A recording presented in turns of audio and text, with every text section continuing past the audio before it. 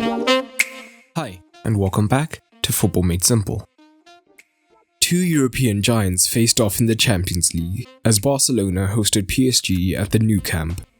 Both sides were in great league form coming into this, so it promised to be a fascinating encounter, with both managers in their debut Champions League seasons for their respective clubs.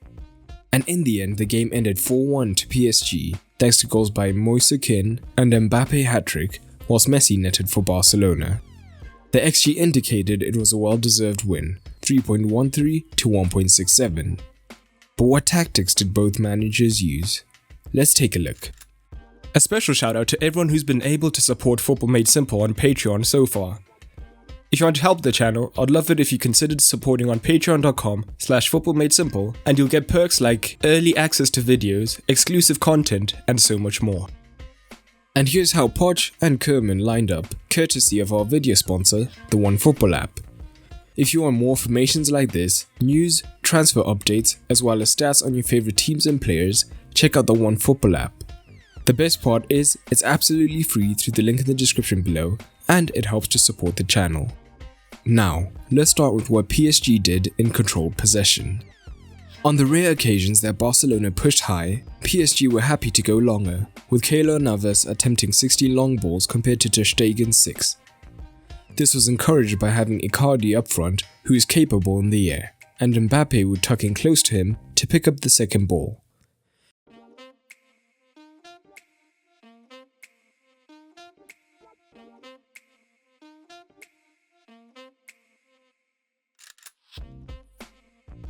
Icardi won 3 contested aerial duels, in fact, the highest in the game.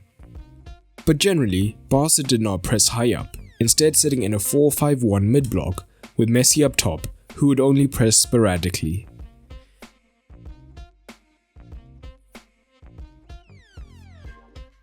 As a result, PSG primarily only used their centre-backs in the first phase, with the full-backs moving higher up, whilst Moise Kean and Mbappe would move centrally into the half spaces. It also meant that if Barca were to track these men effectively, Dembele and Griezmann would have to drop deep and look to follow their runners, which isn't their strong suit.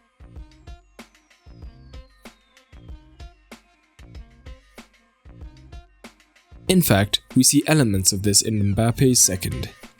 PSG start with 2 centre-backs against Messi, who closes neither down, allowing them to progress. So, Florenzi and Kurzawa are high, providing the width, and Dembele and Griezmann have dropped deep to cover this, which has also allowed Mbappe and Kean to move more central.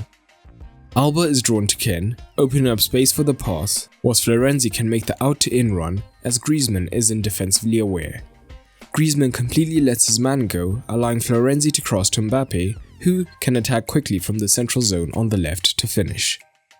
But the left-hand side was PSG's preferred attacking route.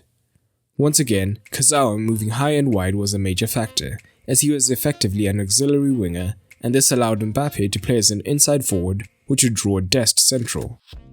And much as we saw with Griezmann, though Dembele moved deeper, he wasn't disciplined in tracking his man, often ball watching, meaning that PSG could look for the switch into him to then look for the cross.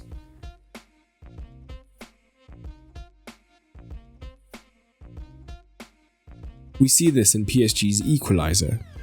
The PSG centre-back once again has time and space on the ball due to the lack of a press.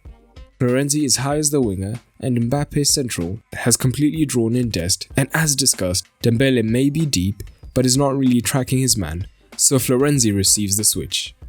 Florenzi then cuts it back to Verratti, and Mbappe, now in the centre-forward role, finds space brilliantly to finish. PSG could also build more control down the left-hand side, usually involving Verratti moving deep to the left into the space Kurzawa vacated. With Dembele having dropped deeper onto Kurzawa, it would mean Verratti would have time to pick out a perfect pass, which he generally does well.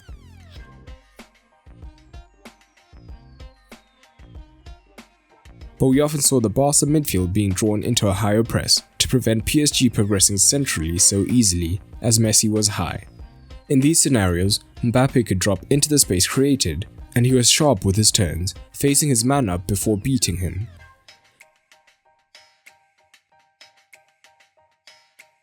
In fact, he ended with a ridiculous 9 completed dribbles, getting PSG into good zones.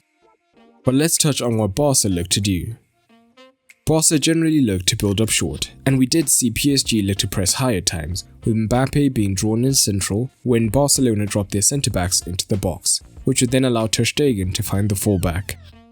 However, generally PSG sat in a deeper 4-4-2 at times, either with Icardi pushing high or Mbappe tucking in.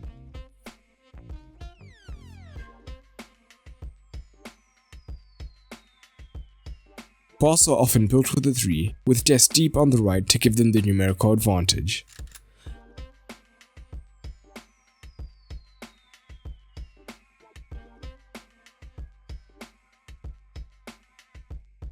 This also meant that on the transitions, Dest would be deep to try and deal with Mbappe's pace and protect Piqué, who isn't the quickest, which did occasionally work. And down the right during the build-up phases, Messi consistently dropped from his centre-forward position, often to the right to pick up the ball.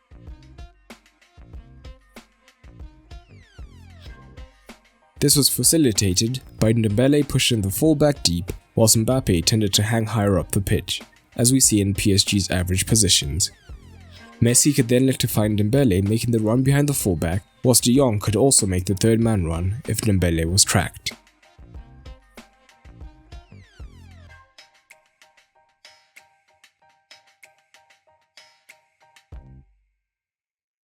And in general, Messi tended to join the midfield to try and get on the ball and create, and Barca looked to maintain their width through Alba on the left and Dembele on the right.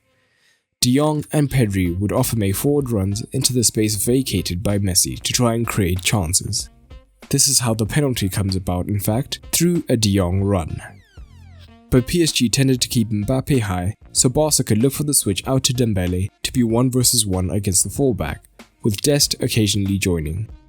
He did get 4 crosses in, but in the end it was to no avail.